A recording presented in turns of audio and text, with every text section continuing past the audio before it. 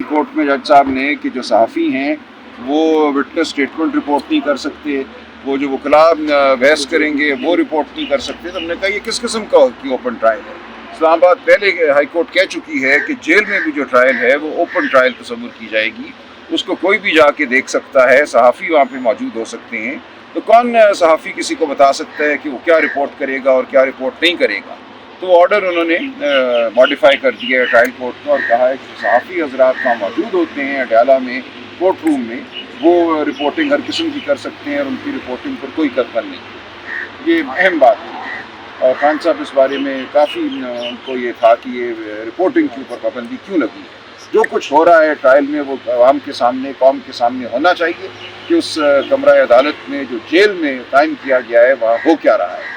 तो अब आप सब आज़ाद हैं, वहाँ जो भी जाएगा वो अपनी सवाबीत के मुताबिक रिपोर्टिंग करे। जो कुछ भी वहाँ हो रहा है, गुफ्तगू जो हो रही है, हर चीज़ बयान की जा सकती है। सर जी बताइएगा, खबरें गर्दिश कर रही हैं कि फिर एक दफ़ा जो है 1 हफ्ते की पाबंदी लगाई जा रही है इमरान खान से मुलाकात पर, क्या कहेंगे आप? मुझे इस बारे में नहीं, ये करते रहते हैं जी, कोई नई बात नहीं है, लेकिन कानून और आइन इसकी इजाज़त नहीं देता।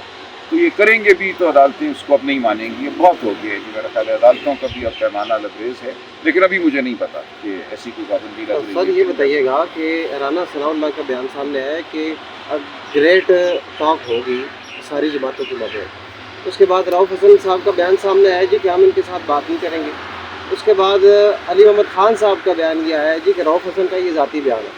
तो मेरा सवाल ये है, मुझे ये बताएं कि किसके बयान को पार्टी का बयान समझा जाए, पार्टी की पॉलिसी? कोई बात यहाँ हतमी नहीं होती। इस वक्त तक इमरान खान साहब का बिल्कुल ये फैसला है कि वो पार्टियाँ जो 8 फरवरी की धांधली की मुस्तफ़ीद हैं उनसे हम बात नहीं करेंगे। अगर बात इलेक्शन में जो धांधली हुई है उस हवाले से नहीं होगी। अगर तो बात करनी है इलेक्शन के हवाले से और इलेक्शन में धांधली के हवाले से तो फिर बात हो सकती है। लेकिन वो पार्टियां जो उसकी मुस्तफ़ीद हैं और उस तरफ देखना भी नहीं चाहती कि मान ले गनीमत उनको मिल गया सीटों की सूरत में, उस पर बराजमान है, तो उनसे हम क्या बात करें। मौसम की बात तो नहीं कर सकते। बाकी पूरा पाकिस्तान इस वक्त मुत्तफ़िक है कि 8 और 9 फरवरी की रात एक बहुत बड़ा सानिया हुआ, इलेक्शन पर हमला हुआ, अवाम के मैंडेट को लूटा गया। बाकी हम हर एक से बात करेंगे जो इस मौजू पे हमारे साथ बात करने को तैयार है और इस मौजू को सियासी सतह पर उठाने के लिए तैयार है। सर डीजी इख्तियार कह रहे हैं कि ये कोई दादी नहीं हुई, ये लोग इंतशार फैला रहे हैं नहीं, और अगर इनके पास सबूत है तो ये लेकर आए। देखिए वो उनकी जो प्रेस कॉन्फ्रेंस थी उस पर बहुत कमेंट हो चुका है। कुछ बात वो जानते होंगे, कुछ नहीं जानते होंगे। जो वाक़यात हालात हैं वो आवाम जानती है, कौम जानती है, हमारे सामने है। जिस तरह गवाहान पे, अदालतों पे दबाव रहा है वो भी हम सब जानते हैं। इसलिए अगर आप समझते हैं कोई धांधली नहीं हुई तो बयान कर दीजिए। पूरा पाकिस्तान उस धांधली का गवाह है। हम सब जानते हैं कि उस दिन क्या हुआ। सर 3 जमातों से सर आपने कहा उसकी कानूनी हैसियत अब क्या देखिए आज तो कुछ भी नहीं रह गई। आज बिल्कुल वजाहत से बात सामने आ गई, लेकिन मैं करना नहीं चाहता ज़्यादा गुफ्तगू, क्योंकि अभी ये मामला चल रहा है। लेकिन जो बात अदालत में हुई जो आप रिपोर्ट कर सकते हैं वो ये है कि जो पैसा था बरतानिया में मलिक रियाज के या उनके ख़ानदान के अकाउंट में, उसको वहाँ की नेशनल क्राइम एजेंसी ने डी फ्रीज़ किया। उसके बाद वो पैसा मलिक रियाज और उनके ख़ानदान की हिदायत पे वहाँ से ट्रांसफ़र होके सुप्रीम कोर्ट रजिस्ट्रार के अकाउंट में आया। इसमें हुकूमत पाकिस्तान का कोई अमल दखल नहीं था। ये पैसा उस अकाउंट में आ चुका था। उसके बाद काबीना के सामने एक समरी पेश की गई कि जो सेटलमेंट हुई है मलिक रियाज की वहाँ पे नेशनल क्राइम एजेंसी के साथ बरतानिया में, उस एग्रीमेंट को खुफिया रखा जाए। ये नेशनल क्राइम एजेंसी का तकाजा है, लेकिन इसका कोई ताल्लुक इस बात से नहीं था कि पैसा पाकिस्तान में कैसे आया। वो पाकिस्तान हुकूमत के हाथ में नहीं आया, वो काबीना की सवाबदीद में कभी भी नहीं था। वो पैसा आ चुका था सुप्रीम कोर्ट के अकाउंट में। जब ये बात वाज़ेह हो गई तो इसमें ना इमरान खान का कोई रोल रहता है, ना वफाकी काबीना का कोई रोल रहता है।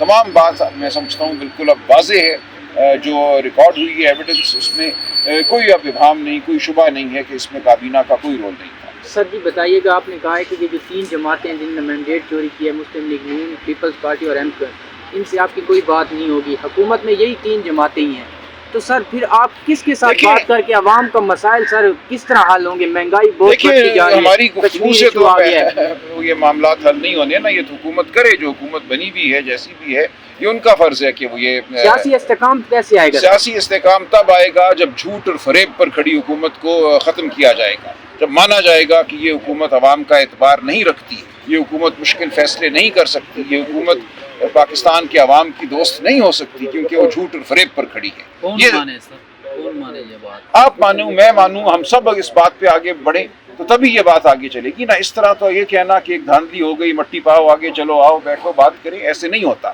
ملک اور قومیں جو ہیں اس طرح آگے نہیں بڑھتی. فریب اور جھوٹ کی بنیاد پر نہ حکومت پائیدار ہوتی ہے، نہ استحکام پائیدار ہوتا ہے. یہ ایک جھوٹ اور فریب کا استحکام ہوتا ہے. اس لیے ہمیں یہ گفتگو کرنی ہے، ورنہ اس ملک میں فسطائیت کا راج ہوگا آئندہ ہمیشہ کے لیے. اگلا الیکشن بھی اگر اسی طرح ہوا تو آپ اور میں کیا کر لیں گے؟ ہمیں بات کرنی ہے، جدوجہد کرنی ہے ہر سطح پہ، تبھی اس ملک میں آزادی کا کوئی امکان باقی ہے.